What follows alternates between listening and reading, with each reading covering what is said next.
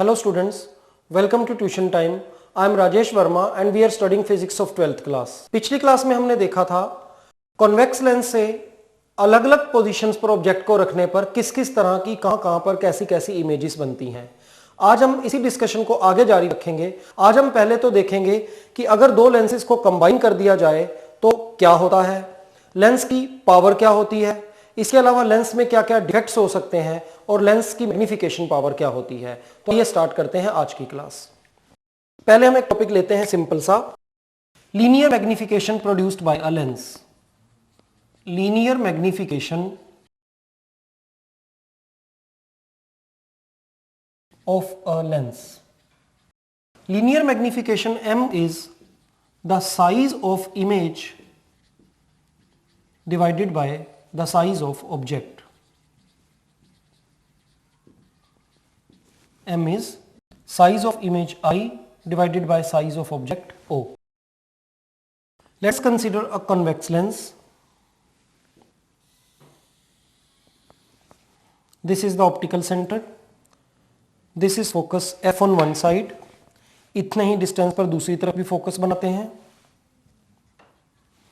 यहां पर हम एक ऑब्जेक्ट रखते हैं, let its name be AB। जैसा कि पिछली क्लास में हमने डायग्राम्स में देखा था, A से एक रे स्ट्रेट जाएगी प्रिंसिपल एक्सिस के पैरेलल और रिफ्रैक्शन के बाद ये दूसरी तरफ फोकस में से निकलेगी।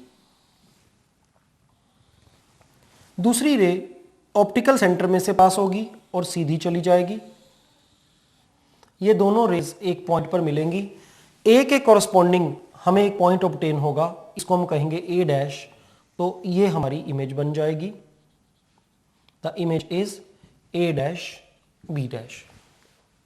Now we see these two triangles A B C and A dash B dash C. In triangles A B C and A dash B dash C. This angle is equal to this angle, vertically opposite angles. This angle is equal to this angle. Each angle is 90 degree. ये exam में हमें लिखना नहीं है, मैं आपको समझा रहा हूं केवल ये बात। इसलिए ये दोनों ट्रायंगल्स सिमिलर हुई।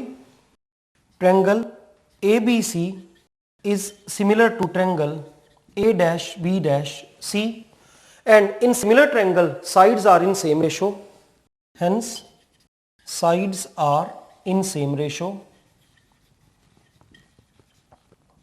Hence perpendicular of this triangle divided by perpendicular of this triangle is equal to base of this triangle divided by base of this triangle. हम इसे यूज करते हैं AB upon A dash B dash, AB upon A dash B dash is equal to इसका base CB और उधर base CB dash, CB upon CB dash. हम इनकी values put करते हैं। AB कौन है? AB है ऑब्जेक्ट का साइज O और ये प्रिंसिपल एक्सिस के ऊपर है, इसलिए इसे पॉजिटिव मानेंगे, plus O divided by A dash B dash image का साइज है पर ये प्रिंसिपल एक्सिस के नीचे की डायरेक्शन में है, इसलिए इसको नेगेटिव मानेंगे, minus I is equal to CB optical centre से लेंस के सेंटर से ऑब्जेक्ट तक का डिस्टेंस U, और ये इंसिडेंट रेज इस डायरेक्शन में जा रही हैं और हमारा डिस्टेंस CB अपोजिट डायरेक्शन में है, इसलिए इसको माइनस U मानेंगे। And then CB dash lens के सेंटर से इमेज तक का डिस्टेंस V और ये प्रिंसिपल एक्सिस की डायरेक्शन में है, इसलिए इसे प्लस V मानेंगे। माइनस से मल्टीप्लाई करने पर O by I is equal to U by V और I by O is equal to V by U। I by O को तो लीनियर मैग्नीफिकेशन कहते हैं, इसलिए लीनियर मैग्नीफिकेशन जो इमेज साइज और ऑब्जेक्ट साइज का रेशो होती है वो also equal to V by U आती है। अब पहले हम डिराइव कर चुके हैं minus one by U plus one by V is equal to one by F। अगर हमें किसी न्यूमेरिकल में V या U की जगह पर V और F दिया गया हो तो इस फार्मूला में पुट कर पहले U की वैल्यू निकाल लें, फिर इस फार्मूले में पुट कर मैग्नीफिकेशन निकाल सकते हैं। अगर U और F दिया हुआ हो तब भी इस फार्मूले में पुट कर V की वैल्यू निकाल लें और फिर V और U को यहां पुट कर हम मैग्नीफिकेशन को कैलकुलेट कर सकते हैं। नेक्स्ट टॉपिक हम करने जा रहे हैं कॉम्बिनेशन ऑफ लेंसेज।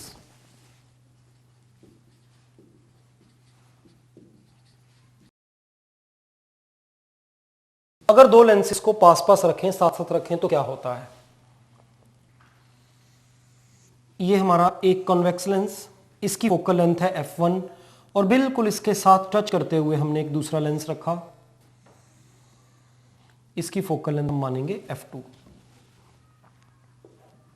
फिलहाल हम लेंसेज को इस तरह से रख रहे हैं कि इनके बीच में कोई गैप नहीं हो।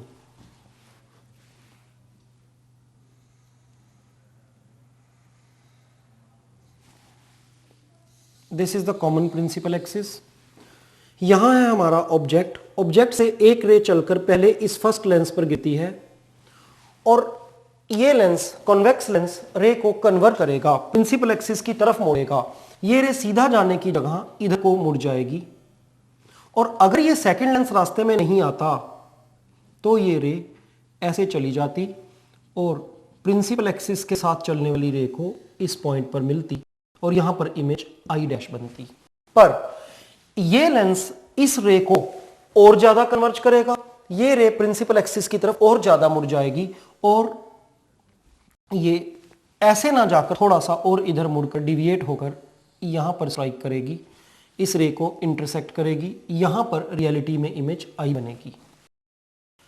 पहले लेंस का ऑप्टिकल सेंटर C1, दूसरे लेंस का ऑप्टिकल सेंटर C2, ऑब्जेक्ट का डिस्टेंस U, फाइनल इमेज का डिस्टेंस V और इस इमेज का डिस्टेंस इस लेंस से हम ले लेते हैं V dash. This is V। पहले हम इस लेंस को कंसीडर करते हैं। इस लेंस की फोकल लेंथ हमने मानी है f1 और इस लेंस की फोकल लेंथ हमने मानी है f2 और हम मान लेते हैं कि जब इनको कंबाइन करेंगे तो जो रिजल्टेंट लेंस कॉम्बिनेशन प्रोड्यूस होगी उसकी फोकल लेंथ हम मान लेते हैं f है। हमें फाइंड करना है दोनों गिवन लेंसेज की फोकल लेंथ और फाइनल फोकल लेंथ में क्या रिलेशनशिप है। f1 और f2 में रिलेशन फाइंड करना है। पहले हम इस लेंस की बात करते हैं। फॉर फर्स्ट लेंस हम फॉर्मूला अप्लाई करते हैं -1/u + 1/v is equal to 1/f। इस फॉर्मूले को यूज करें। इस लेंस के लिए u की जगह पर हम u ही पुट करेंगे। हाँ, -1/u प्लस, जहां तक v की बात है, अगर हम इस लेंस को भूल जाएं तो केवल इस लेंस के कारण से इमेज यहां पर बनती है, तो इमेज का डिस्टेंस कितना आता है v dash. 1/v dash is equal to 1/ इस लेंस की फोकल लेंथ कितनी है f1। हम चलते हैं सेकंड लेंस पर। फॉर सेकंड लेंस अगर हम इसको ऑब्जेक्ट माने तो यहां से एक लाइट की रे इधर को चलेगी, इधर जाने के बाद इस लेंस के कारण ये रे सीधी ना जाकर थोड़ा सा इधर को डिविएट होगी और अगर इस लेंस को इग्नोर कर दें तो ये रे इस तरह से चली जाएगी और इस रे के साथ ये नहीं मिलेगी, इसलिए कोई रियल इमेज नहीं बनेगी। हाँ, इस रे को बैकवर्ड डायरेक्शन में बढ़ाने पर ये इमेज ऑब्टेन होती है। इट मींस अगर इसको ऑब्जेक्ट की तरह ट्रीट किया जाए तो ये इसकी वर्चुअल इमेज बनती है। अगर इसको ऑब्जेक्ट की तरह ट्रीट करें तो ये इसकी वर्चुअल इमेज बनती है। हम इनको इंटरचेंज भी कर सकते हैं। अगर हम इसको वर्चुअल ऑब्जेक्ट की तरह मान लें तो आई उसकी रियल इमेज बन जाएगी। इस केस को हम लेकर चलते हैं। सेकंड लेंस के लिए आई डैश वर्चुअल ऑब्जेक्ट है और आई उसकी रियल इमेज है। तो ऑब्जेक्ट का डिस्टेंस कितना हुआ यहां से लेंस से? ऑब्जेक्ट का डिस्टेंस हुआ v डैश और इमेज का डिस्टेंस हुआ v। हम दोबारा से यही वाला फॉर्मूला यूज करते हैं। ऑब्जेक्ट डिस्टेंस u की जगह पर हम रखेंगे v डैश और इमेज के डिस्टेंस v के प्लेस पर हम v ही रखेंगे। हम इस इक्वेशन को लिखते हैं -1/u, u के प्लेस पर हम रखने जा रहे हैं v dash plus 1/v, v के प्लेस पर v इज 1/f और सेकंड लेंस है इसलिए फोकल लेंथ कितनी ली गई f2। अब एक बात और ध्यान देनी है, हम ये मानकर चल रहे हैं दोनों लेंसेज बड़े थिन है। अगर ये लेंसेज थिन है तो ये पॉइंट C1 और C2 के बिल्कुल साथ होगा, इसलिए जो डिस्टेंसेस हम इस लेंस के सेंटर से मेजर कर रहे हैं वो भी C से मेजर होते हुए माने जाएंगे, जो इस लेंस के सेंटर से मेजर कर रहे हैं C1 से वो भी C से मेजर होते हुए ही माने जाएंगे। तो I का C2 से distance nearly equal to I का C से डिस्टेंस है और दोनों को ही V की तरह ट्रीट किया जा सकता है।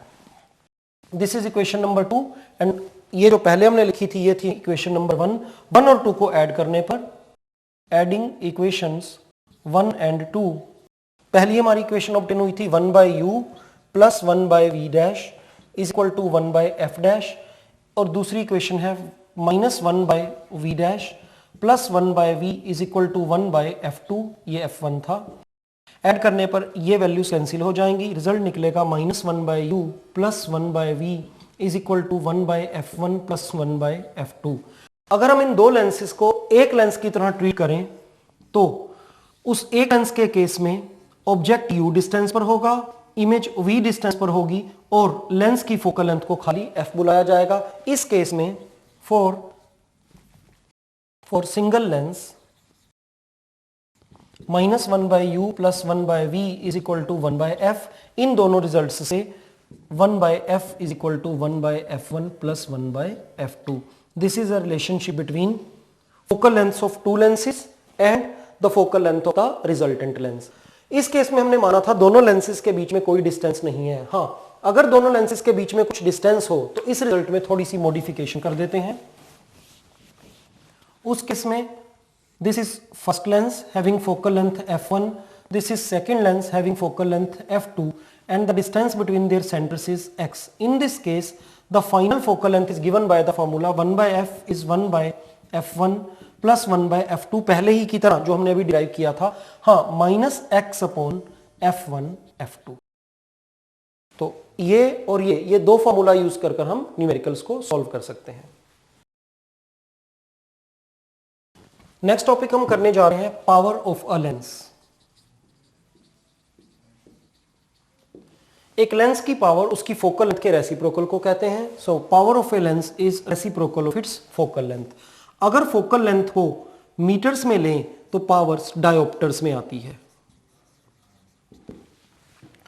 अभी हमने एक फॉर्मूला बनाया था, अगर दो लेंसेज को कंबाइन कर दें तो 1/f is equal to 1/f1 plus 1/f2। 1/f भी पावर होगी of the resultant lens, 1/f1 होगी power of first lens, 1/f2 होगी पावर ऑफ सेकंड लेंस। तो हम यूं कह सकते हैं कि अगर लेंसेज को कंबाइन कर रखें तो उनकी पावर्स ऐड हो जाती हैं। हाँ, अगर लेंसेज में कुछ गैप हो तो 1/f is 1/f1 plus 1/f2 minus x upon f1 f2। 1/f is power of the combined lens, power of the resultant lens. This is power of first lens, this is power of second lens minus x times 1/f1 is p1 and 1/f2 is p2। In formulas को use कर हम अलग अलग lenses को combine करने पर power पर क्या इफेक्ट पड़ता है उसे भी कैलकुलेट कर सकते हैं। नेक्स्ट टॉपिक हमें पढ़ना है डिफेक्ट्स ऑफ अ लेंस।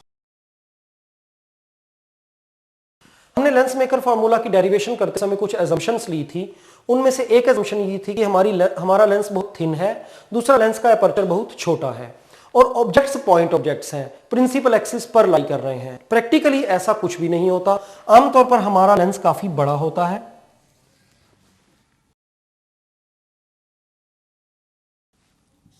एक कॉन्वेक्स लेंस में हम ये मानकर चलते हैं अगर रेज प्रिंसिपल एक्सिस के पैरेलल आ रही हैं तो वो एक ही पॉइंट पर मिलती हैं जिसे फोकस कहते हैं। ये एजम्पशन बिल्कुल ठीक तब होगी अगर लेंस का एपर्चर ठीक होगा। ये एजम्पशन बिल्कुल ठीक तब होगी अगर लेंस मेकर फार्मूला में मानी गई सभी एजम्पशंस हम ट्रू मानकर चलते हैं। और उनमें से एक एजम्पशन क्या थी कि लेंस का एपर्चर छोटा है, पर यहां पर हमारे लेंस का एपर्चर छोटा नहीं है। अगर इस लेंस का एपर्चर छोटा होता तो इस लेंस में से ये वाली रेज पास होती और जैसा कि हमने सोचा था ये एक पॉइंट पर मिल जाती जिसे हम फोकस कहते हैं। प्रिंसिपल एक्सिस के पास वाली रेस को पार एक्सियल रेस कहते हैं ये, और दूर की रेस को कहते हैं marginal rays. Marginal rays lens के अपर्चर में प्रिंसिपल एक्सिस से काफी डिस्टेंस से पास होती हैं और वो पूरी तरह से उस पॉइंट पर कंसंट्रेट नहीं होती, वहां पर नहीं मिलती, बल्कि उससे कुछ पहले मिल जाती हैं। इट मींस बड़े अपर्चर वाले लेंस में एक इनएबिलिटी होती है कि वो मार्जिनल रेस को एग्जैक्ट फोकस पर कंसंट्रेट नहीं करवा पाता। लेंस के इस डिफेक्ट को स्फेरिकल एबिरेशन कहा जाता है। This defect of lens is called spherical aberration. The inability of a lens of large aperture to concentrate marginal rays at exact focus is called spherical aberration. अब इसे दूर करने का क्या तरीका है? इसे दूर करने के दो वेज हैं।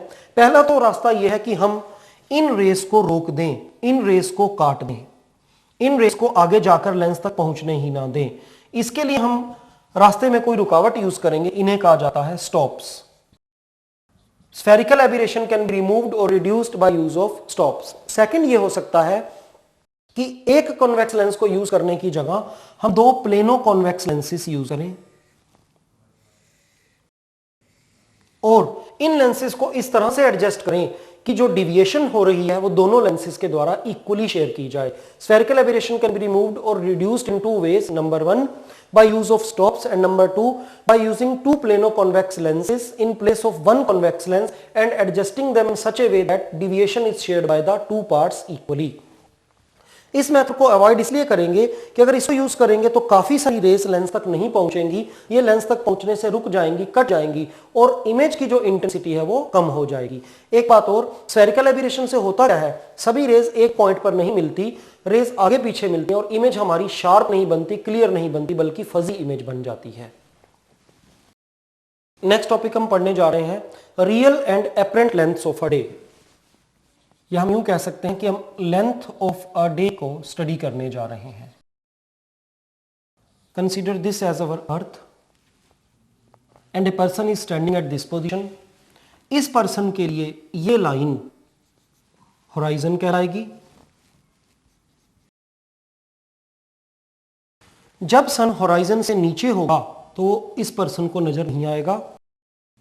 If this is horizon and if the sun is at this position the person will be unable to see the sun, उसके लिए भी दिन नहीं निकला होगा। सन जैसे जैसे ऊपर जाएगा अल्टीमेटली होराइजन के ऊपर पहुंचेगा। जैसे ही सन होराइजन से ऊपर दिखेगा इस पर्सन को, यहां खड़े हुए पर्सन को सन दिखना शुरू हो जाएगा और हम कहेंगे कि दिन की स्टार्टिंग हो गई है।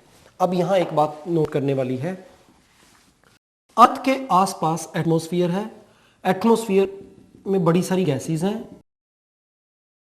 और एटमॉस्फेयर के बाहर स्पेस है। स्पेस के कंपैरेटिवली एटमॉस्फेयर एक डेंसर मीडियम है, इसका रिफ्रैक्टिव इंडेक्स 1 से कुछ ज्यादा है। अगर कोई रे एटमॉस्फेयर में एंटर करेगी तो वो नॉर्मल की तरफ बेंड हो जाएगी, नॉर्मल की तरफ मुड़ जाएगी। मान लीजिए सन यहां पर है, होराइजन से कुछ नीचे, यहां से एक लाइट रे ऐसे जाती है और ये लाइट रे यहां एटमॉस्फेयर में एंटर करेगी। एटमॉस्फेयर उसको सराउंड करने वाले वैक्यूम के कंपैरेटिवली थोड़ा सा डेंसर है, इसलिए ये रे यहां पर सीधी जाने की जगह थोड़ा सा नॉर्मल की तरफ, इस नॉर्मल की तरफ थोड़ा सा मुड़ जाएगी। ये रे ऐसे ना जाकर थोड़ा सा नॉर्मल की तरफ मुड़ेगी। इसे जाना चाहिए था ऐसे, पर ये नॉर्मल की तरफ मुड़ गई और इस पर्सन की आई में पहुंच गई। इस पर्सन को ऐसा लगेगा जैसे कि ये रे स्ट्रेट लाइन से आ रही है, स्ट्रेट लाइन वाली डायरेक्शन से आ रही है और उसे सन यहां की जगह यहां नजर आएगा। इट मींस सन जो कि ज्योग्राफिकली होराइजन से नीचे है, इसे नजर नहीं आना चाहिए, वो होराइजन से ऊपर दिखना शुरू हो जाता है और इस पर्सन के लिए डे की स्टार्टिंग हो जाती है। हालांकि अभी सन उसके आई के लेवल से होराइजन से कुछ नीचे है, यहां पर है, बट उस पर्सन को होराइजन से ऊपर नजर आएगा और उसको दिन उसको लगेगा कि स्टार्ट हो गया है। इस कारण से, इस इफेक्ट के कारण से दिन की लेंथ में सनराइज के टाइम 2 मिनट्स का इफेक्ट पड़ता है। ऐसे सनराइज जिस टाइम पर एक्चुअल में होना चाहिए ज्योग्राफी के अकॉर्डिंग, उससे 2 मिनट पहले हो जाता है। और सिमिलरली शाम के टाइम जिस पर्टिकुलर टाइम पर सनसेट होना चाहिए उसके 2 मिनट बाद तक सन हमें नजर आता रहता है। तो लगभग एक दिन की लंबाई जितनी लंबाई होनी चाहिए उससे 4 मिनट ज्यादा हो जाती है। अब अगला टॉपिक हम पढ़ने जा रहे हैं प्रिज्म के बारे में। प्रिज्म में से जब लाइट की रे पास होती है तो क्या होता है। This is a prism and this angle is called angle of the prism A। पहले तो क्वेश्चन बनता है प्रिज्म होता क्या है। यह एक रिफ्रैक्टिंग मीडिया है। रिफ्रैक्टिंग मीडियम दो प्लेन सरफेसेस से कवर हुआ है और दो प्लेन सरफेसेस एक एंगल पर काट रहे हैं अदर देन 0। ये भी दो प्लेन सरफेसेस हैं और एक रिफ्रैक्टिंग मीडियम को कवर किए हुए हैं, पर ये दोनों एक दूसरे के पैरेलल हैं, इसलिए ये प्रिज्म नहीं बना। दूसरी तरफ ये भी एक प्रिज्म है because this is refracting medium bounded by two plane surfaces which are intersecting at an angle. Intersecting at an angle का मतलब ये नहीं है कि उन्हें एक्चुअल में इंटरसेक्ट करना ही चाहिए, उनकी एक्सटेंशन भी इंटरसेक्ट कर सकती है। अब आगे देखें प्रिज्म में से लाइट की रे पास करने पर क्या होगा। एक लाइट की रे ऐसे प्रिज्म पर गिरती है, this is called the incident ray. इस पॉइंट पर यह नॉर्मल की डायरेक्शन है और ये इंसिडेंट रे रेयरर मीडियम से डेंसर मीडियम में जा रही है। बाहर एयर है और अंदर प्रिज्म का मटेरियल नॉर्मली ग्लास है जो कि एयर के कंपैरेटिवली डेंसर है, इसलिए ये रे इस तरह से सीधा जाने की जगह थोड़ा सा नॉर्मल की तरफ मुड़ जाएगी और ये ऐसे चली गई। अब इस पॉइंट पर ये रहा नॉर्मल। अगर ये सरफेस नहीं होता, एक ही मीडियम आगे एक्सटेंड हुआ होता तो ये रे सीधी ऐसे चली जाती, बट अब ये रे डेंसर मीडियम से रेयरर मीडियम में जा रही है, नॉर्मल से थोड़ा सा अवे हो जाएगी। ये नॉर्मल है, ये रे ऐसे जाने की जगह थोड़ा सा अवे हो जाएगी और ये रे इस तरफ को चली जाएगी। ये रे प्रिज्म में से फाइनली बाहर निकल रही है, इसे हम कहेंगे एमर्जेंट रे। एमर्जेंट रे नॉर्मल के साथ जो एंगल बना रही है उसे कहेंगे angle of emergence E. Incident ray normal के साथ जो एंगल बना रही है उसे हम कहेंगे एंगल ऑफ इंसिडेंस आई। अगर ये प्रिज्म ना होता तो ये रे ऐसे सीधी चली जाती, पर प्रिज्म के होने के कारण ये रे इस तरह से चली गई है। एमर्जेंट रे इंसिडेंट रे की इनिशियल डायरेक्शन के साथ ये एंगल बना रही है, इसे कहते हैं डेल्टा, एंगल ऑफ डिविएशन। तो हमें 4 बातों का ध्यान रखना है। यह है प्रिज्म का एंगल, इंसिडेंट रे नॉर्मल के साथ जो बना रही है वो एंगल ऑफ इंसिडेंस, एमर्जेंट रे नॉर्मल के साथ जो बना रही है वो एंगल ऑफ एमर्जेंस, और एमर्जेंट रे इंसिडेंट रे की डायरेक्शन के साथ जो एंगल बनाती है वो कहलाता है एंगल ऑफ डिविएशन। अब हमें आगे प्रूव करना है A plus delta is equal to I plus E. Angle of prism plus angle of deviation is equal to angle of incidence plus angle of emergence. एक बात और हमें ध्यान रखनी है, ये डायग्राम तो हमने केवल एक रे को दिखाकर बनाया है। एक्चुअल में जब प्रिज्म में लाइट रे की जाती है, अगर हम व्हाइट लाइट को पास करें तो व्हाइट लाइट जब प्रिज्म में से बाहर निकलती है तो अपने कॉन्स्टिट्यूएंट्स में डिवाइड हो चुकी होती है और हमें स्क्रीन पर बड़े सारे कलर्स नजर आते हैं। इस प्रोसेस को हम कहते हैं dispersion of light. When a ray of white light is passed through prism, then it gets broken down into different colors, it gets broken down into various colors, its constituents. This process is called dispersion. Dispersion क्या होता है, क्यों होता है, कितना ज्यादा होता है और ये रिलेशनशिप, ये सब हम अगली क्लास में प्रूव करेंगे। आज की क्लास में हमने देखा लीनियर मैग्निफिकेशन क्या होती है, स्फेरिकल एबिरेशन क्या होता है, और इसके अलावा जब हम लेंस को कंबाइन करते हैं, 2 लेंसेज को जोड़ते हैं, इकट्ठा रखते हैं तो क्या इफेक्ट पड़ता है, और फिर हमने प्रिज्म के बारे में कुछ एलिमेंट्री नॉलेज ली। अगली क्लास में हम प्रिज्म का डिस्पर्शन क्यों होता है, कैसे होता है, कितना ज्यादा होता है, ये सब बातें पढ़ेंगे और प्रिज्म के डिफरेंट यूजेस को भी देखेंगे। अभी इस चैप्टर में इनके अलावा जो बातें मैंने आपको अभी बताई, इनके अलावा ऑप्टिकल इंस्ट्रूमेंट्स के बारे में भी पढ़ना है, जो कि बहुत इंपॉर्टेंट है कि हम ये सारा लेसन, इतना बड़ा चैप्टर क्यों पढ़े हैं। बेसिक पर्पस यही है कि हम किसी चीज को ज्यादा क्लैरिटी के साथ देख सकें, जिसके लिए हम ऑप्टिकल इंस्ट्रूमेंट्स को बनाते हैं। तो ये सब कुछ हम नेक्स्ट क्लासेस में पढ़ेंगे।